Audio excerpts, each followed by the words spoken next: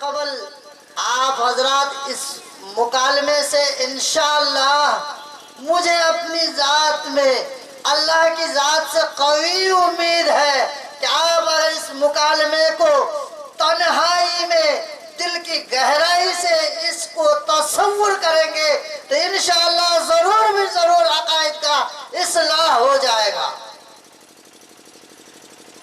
آپ سے میں آپ کے بیچ میں ایسی ہستی ایسی شخص کو دعوت سخن دوں گا، میں مناسب سمجھتا ہوں کہ اب اچھا سا وقت اس کے درمیان گزر چکا۔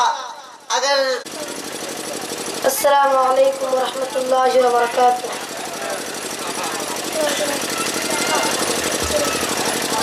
خوشبو نبی کے چہرے سے آئی کبھی کبھی،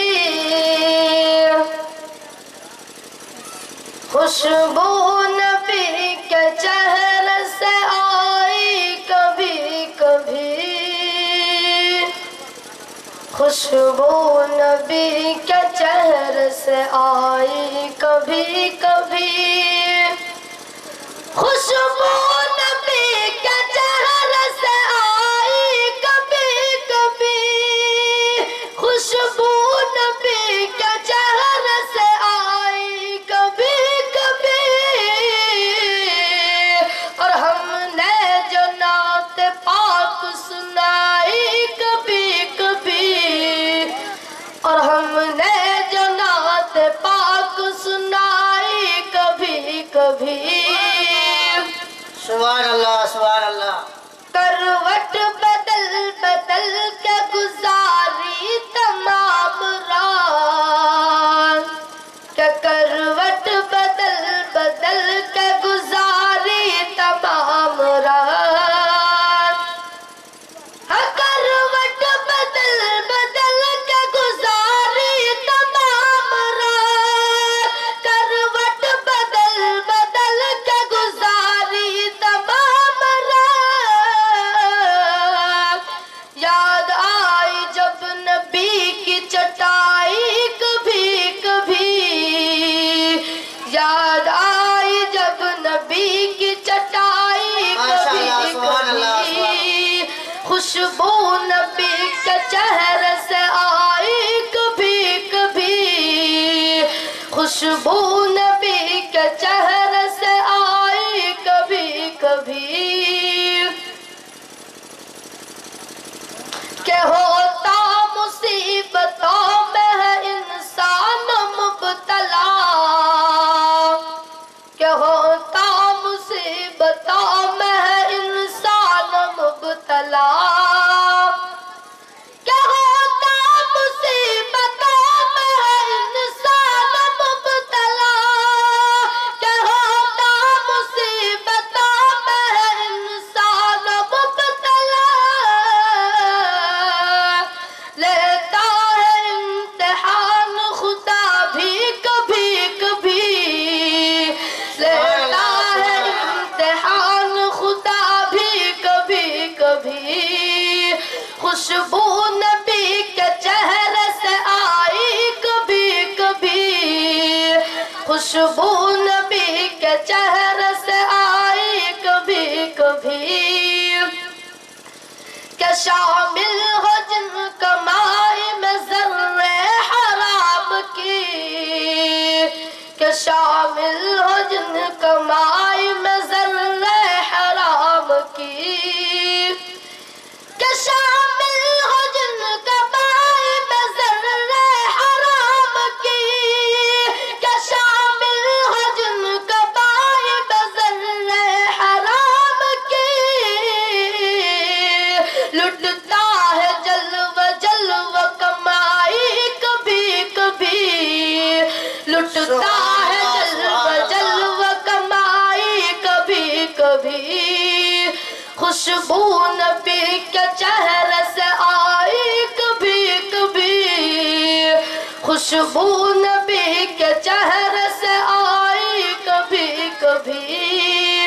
السلام علیکم۔ ماشاءاللہ ماشاءاللہ، کیا یہ خوب اس نے نعتیہ کلام سنایا۔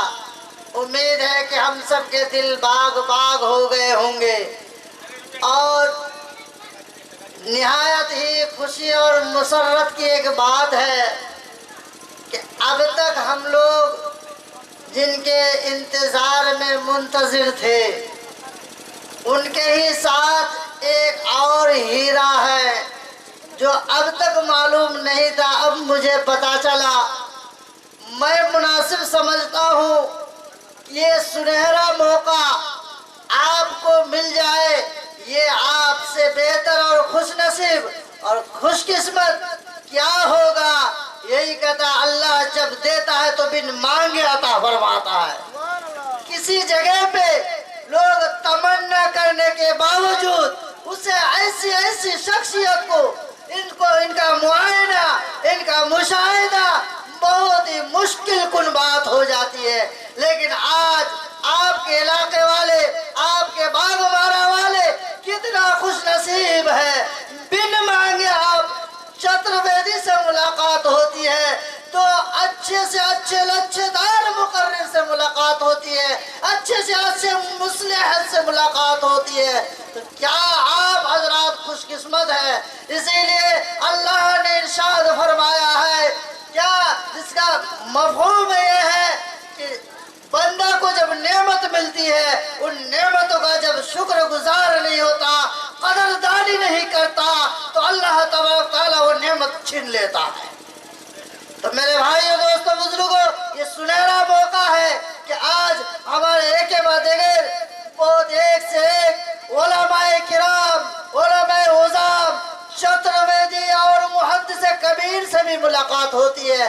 اللہ کرے، یہ دعا ہے، رہتی دنیا تک آپ قدر کریں گے، کرتے رہیں گے، انشاءاللہ ایک سے ایک اللہ والے سے بھی ملاقاتیں ہوں گی انشاءاللہ۔ تو میں بلا تاخیر، بلا تمہید کے، میں ایک شخص کو حضرت مولا جس سے میری مراد کہ حضرت مولانا مفتی سعد النجیب صاحب سے قبل ایک ہیں جو ان کے ساتھ ہی مہمان آئے ہیں، مختصر وقتوں میں ان کی بھی نصیحت آمیز بات سے ہم سب مستفید ہو۔ ان کا نام نامی اسم گرامی جناب حضرت مولانا جمال صاحب چترویدی، ان کو میں دعوت سخن دیتا ہوں۔ وہ اسٹیج سے کرسی پر تشریف رکھے اور ہم سب کو ناصحانہ کلمات سے نوازے، ہم سامعین کے قلوب کو اپنی نورانی عرفانی بیانات سے مجلہ فرمائے۔ حضرت مولانا جمال صاحب چترویدی کٹیہار کو دعوت سخن دیتا ہوں۔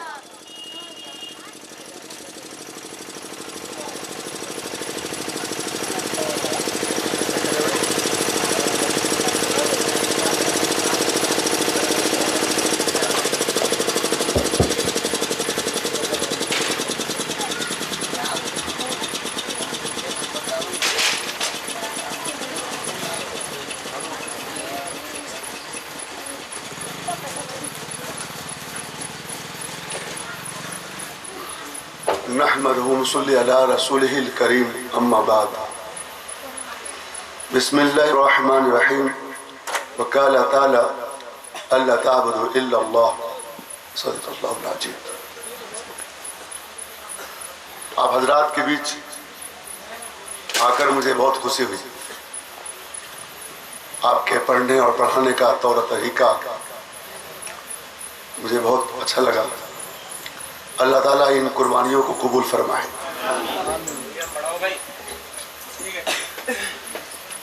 دنیا میں آپ جہاں بھی جائیں گے،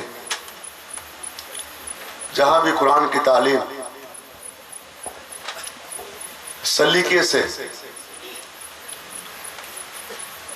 ہوتی ہے، اللہ تعالیٰ اس کے انوارات و برکات وہاں کے لوگوں پر، وہاں کے ضلع صوبہ پر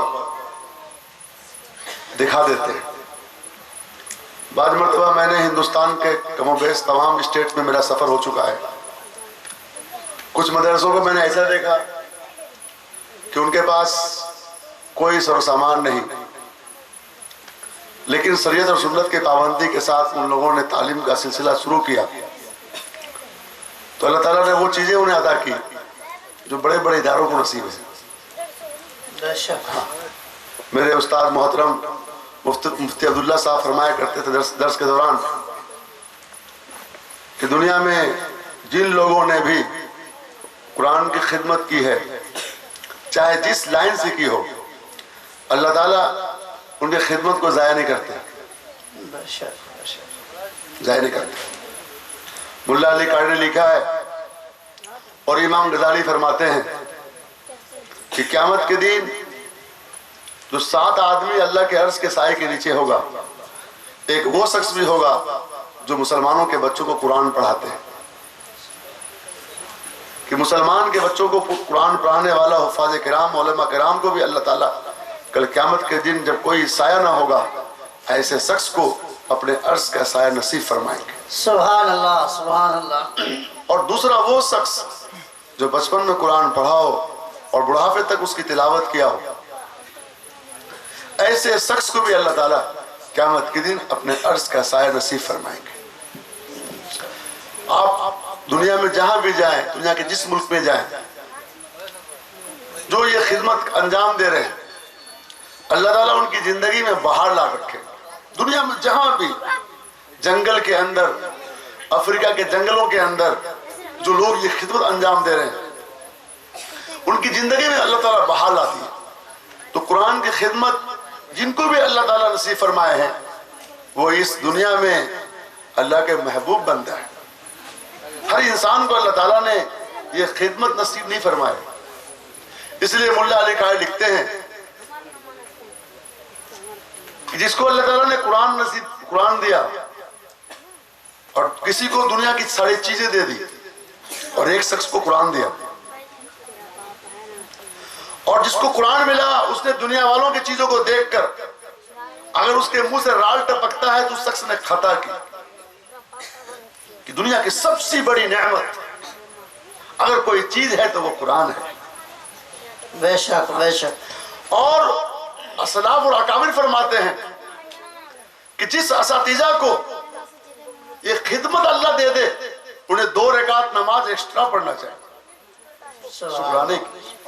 ان بچوں کو جن کو اللہ تعالیٰ نے قرآن کریم پڑھنے کی توفیق دے دے، اس کی حفظ کی توفیق دے دے، انہیں بھی 2 رکعت نماز ایکسٹرا پڑھنے کی ہے کہ اللہ آپ کے فضل سے اور آپ کے کرم سے ہمیں آپ نے یہاں پہنچایا ہے، لاکھوں کروڑوں میں آپ نے مجھے چنا ہے، سلیکٹ کیا ہے۔ اور جن کے ماں باپ اپنے بچوں کو یہاں پہنچائے، وہ ماں باپ بھی قیامت کے دن سارے انسانوں کے بیچوں میں اللہ تعالیٰ انہیں تاج پہنائیں گے، سارے انسان دیکھیں گے وہ تاج، ایسا تاج ہوگا کہ دنیا میں کسی بادشاہ کو وہ نصیب نہیں ہے، وہ حفاظ کرام کے والدین کو اللہ تعالیٰ وہ نصیب فرمائیں گے۔ تو آپ بہت خوش نصیب ہیں، آپ بہت خوش نصیب ہیں۔ اور اس سے زیادہ بات یہ ہے کہ آپ کے اساتذہ دیندار ملے، اللہ والے ملے، نیک ملے اور صالح ملے۔ چونکہ ہم بچوں کے چہرے کو دیکھ رہے ہیں، آپ کے لباس کو دیکھ رہے ہیں، اور جب سے میں مدرسے میں ان کیا اور اب تک میں دیکھ رہا ہوں، یہ بڑی قربانی کے بعد ایسے بچے بنتے ہیں۔ میں نے ہندوستان کے بہت سارے مدارس میں جانے کا اللہ نے موقع دیا، ہندوستان کا کوئی اسٹیٹ باقی نہیں ہے جہاں میں نہیں گیا، ہر جگہ میں گیا، لیکن ایسے بچے مجھے بہت کم ملے۔ اللہ تعالیٰ ان بچوں کو، ان کے اساتذہ کو، ان میں جان مال لگانے والوں کو، ان کے والدین کو، جو ان بچوں کو محبت کی نگاہ سے دیکھے، جو ان ادارے کو محبت کی نگاہ سے دیکھے، سب کو اللہ قبول فرمائے۔ آمین آمین۔ چند باتیں عرض کرنی تھی مجھے، آپ کی بات چیت سے مجھے سمجھ میں آیا کہ آپ لوگ بڑے شوق رکھتے ہیں اس بات کی۔ دیکھیے، ہم جو آپ کے سامنے بیٹھے ہیں، مجھے جمال الدین کہتے ہیں، میرا نام جمال الدین ہے۔ میں حضرت مولانا کلیم صدیقی صاحب جو دعوت کے کام غیر ایمان والوں میں کرتے ہیں، ان کے میں صوبے بہار کے، بنگال کے، آسام کے، اڑیسہ کے، झारखंड के और त्रिपुरा, मेघालय, मिजोरम और अरुणाचल प्रदेश के नुमाइंदा उन्होंने मुझे बनाया है। मैं उलेमा को भी, उलेमा किराम को और जो बच्चे बड़े दर्जे में हैं उनको जमा कर करके मैं दावत का काम सिखाता हूँ बड़े बड़े इदारे में। हुजाई में जो मदरसा है, हुजाई में जो सबसे बड़ा इदारा है असम का, उसमें साल में 2 प्रोग्राम हमारा होता है, हर साल में 2 प्रोग्राम। हिंदुस्तान के और भी बड़े बड़े मदारिस में मुझे बुलाया जाता है और मैं जाता हूँ और मेरी पूरी टीम जाती है और हम ये बात बताते हैं कि कैसे गैर ईमान वालों में काम करना है। आपका तरीका हमने देखा, बरेलवियों से मुतल्लिक बहुत सारी बातें हमारे सामने आई। इसमें एक बात हमें और थोड़ा इस पर ध्यान देने का, कि उलमा ने लिखा है कि पहले बनो मुरब्बा और तब बनना मुरब्बी। क्या लिखा है? पहले बनो मुरब्बा और तब बनना मुरब्बी, कि जो नहीं बना मुरब्बा और बन गया मुरब्बी उससे दीन का नुकसान होगा। बेशक बेशक। हर अमल को अपने असलाफ के सामने नकल करें और फिर उनसे पूछे आप ये तरीका सही है, फिर वो उस पे जो कमी है उसको ठीक करें। आपके सारा प्रोग्राम मुझे अच्छा लगा, अल्लाह कबूल फरमाए, आमीन। लेकिन इन बच्चों के जहन में एक बात जरूरी आनी चाहिए। देखो, आप डॉक्टर के पास पेशेंट जाते हैं, पेशेंट खराब मर्ज में इलाज में डॉक्टर ने कोशिश किया लेकिन सुधार नहीं हुआ, तो आपने देखा होगा कि पेशेंट के जो रिश्तेदार हैं बाज मर्तबा डॉक्टर के कॉलर पकड़ लेते हैं। आपने देखा होगा बाज मर्तबा उनके रिश्तेदार डॉक्टर के गाली बकते हैं, बाज मर्तबा उनके रिश्तेदार डॉक्टर के गाड़ी के शीशा को फोड़ देते हैं, बाज मर्तबा पेशेंट के रिश्तेदार डॉक्टर के मकान के शीशा को फोड़ देते हैं। लेकिन कभी नहीं सुना होगा आपने कि डॉक्टर ने भी कॉलर पकड़ लिया होगा, डॉक्टर भी गाली बक रहा होगा, डॉक्टर भी शीशा फोड़ रहा होगा, कभी नहीं देखा होगा। अंबिया अलैहिस्सलाम पूरी कुरान की तफसीर में चाहे जिसकी भी लिखी हुई हो, उनको अगर लोगों ने गाली बक्का, लोगों ने उनके चेहरे पे थूका, लोगों ने उन्हें पत्थर से मारा, अंबिया अलैहिस्सलाम ने गाली के जवाब में गाली नहीं दी, पत्थर के जवाब में पत्थर नहीं दिए, थूकने के जवाब में थूके नहीं। आप भी उसी मैदान में हैं। इसलिए अगर हम बरेलवी को जा रहे हैं दावत देने के लिए और समझाने के लिए, अगर वो हमारे असलाफ को या अकाबिर को अगर वो शैतान कह रहा तो हम भी शैतान कहे, वो हमें काफिर कह रहा तो हम भी काफिर कहे, वो हमें गुमराह कह रहा तो हम भी गुमराह कहे। ये नबी के तरीके से हट के तरीका है। इस तरीके को कहते हैं आर्टिफिशियल तरीका। ये तरीका कौन सा तरीका है? इस तरीके को कहते हैं आर्टिफिशियल तरीका, मतलब बनावटी तरीका। हम कामयाब तभी होंगे जब नबी का तरीका हमारे सामने होगा। बेशक बेशक। ठीक है, इतना ख्याल रखेंगे। कभी भी किसी बरेलवी को, किसी बरेलवी को, किसी बरेलवी को चाहे वो कुछ कहे, हम मोहब्बत से पेश आएंगे। ठीक है, हाँ। और अगर हमने मोहब्बत से पेश नहीं आया और हम भी उसके साथ जो वो कर रहे थे और हम भी कर रहे हैं, तो हमारा पूरा इदारा बदनाम होगा, हमारे असातिजा बदनाम होगा और हत्ता के हमारा दीन बदनाम होगा। इससे बहुत ध्यान रखना। अब चंद बातें अर्ज करनी थी मुझे, काम कैसे करना है। ठीक है, गौर से सुने, अगर नोट कर सकते हैं तो नोट करें। हमारे बिहार के अंदर 22 औरतें आई, 22 ईसाइयों में काम करने के लिए, केरल से 22 औरतें आई, जिसमें 2 आई सहरसा में। सहरसा में 2 औरतें। मैं जमात में चल रहा था, वहां के एक डॉक्टर जमाल और मास्टर इम्तियाज मेरे दोस्तों में से हैं, उन्होंने मुझे फोन किया कि 2 औरतें, नंबर 1 का जवाब عیسائی کا عقیدہ ہے، عیسائیوں کا عقیدہ ہے کہ آدم علیہ السلام سے گناہ ہوا. تمام انبیاء علیہ السلام، تمام اس پر علماء کا اتفاق ہے کہ تمام انبیاء علیہ السلام معصوم ہیں. اور آدم علیہ السلام سے اور یونس علیہ السلام سے جو معاملہ ہے وہ بھول ہے نہ کہ گناہ ہے. اس پر اتفاق ہے علماء کا کہ آدم علیہ السلام سے جو معاملہ ہوا اور یونس علیہ السلام سے جو معاملہ ہوا یہ گناہ نہیں ہے. کیا ہے یہ بھول ہے. میں نے کہا ان سے کہ آدم علیہ السلام گناہ کیے جس کی وجہ سے ابن آدم گناہگار ہو گئے، آپ کا عقیدہ ہے؟ کہا جی. میں نے کہا کہ ہندوستان کا سمویدھان ڈاکٹر امبیڈکر نے بنایا.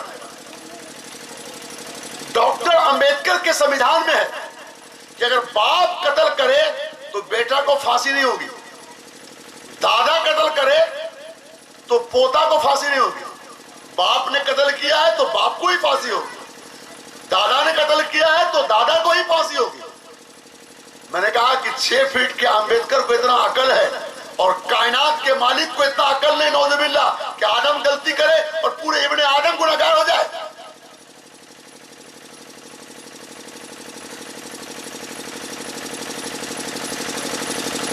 اور اگر عیسیٰ علیہ السلام سب کے گناہ اپنے سر پر لے لیے اور جو عیسائی مذہب کو قبول کرے گا اس کے سارے گناہ عیسیٰ علیہ السلام لے لیے، وہ معصوم ہو گئے عیسائی دھرم قبول کرنے والے، تو پھر یورپ میں اور امریکہ میں اور فرانس میں، آسٹریلیا میں، نیوزی لینڈ میں جیل کیوں ہے؟ عیسائی کوئی خطا کرتا ہے انہیں سزا کیوں نہیں جاتی ہے جب معصوم ہو گئے تو؟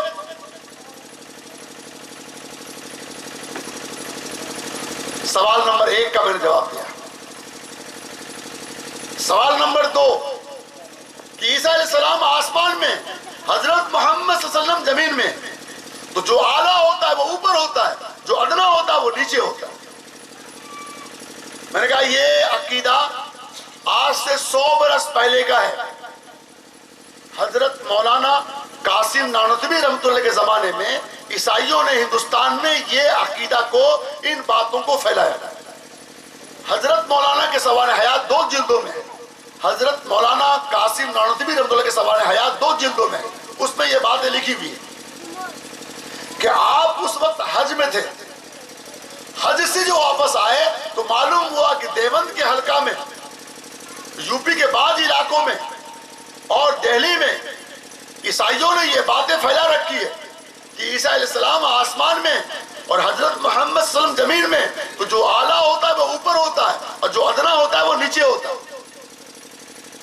حضرت مولانا قاسم نانوتوی رحمۃ اللہ علیہ جب تشریف لائے حج سے تو آپ کو یہ بات معلوم ہوئی تو آپ نے فوراً مناظرے کا پروگرام رکھا اور اعلان کروایا.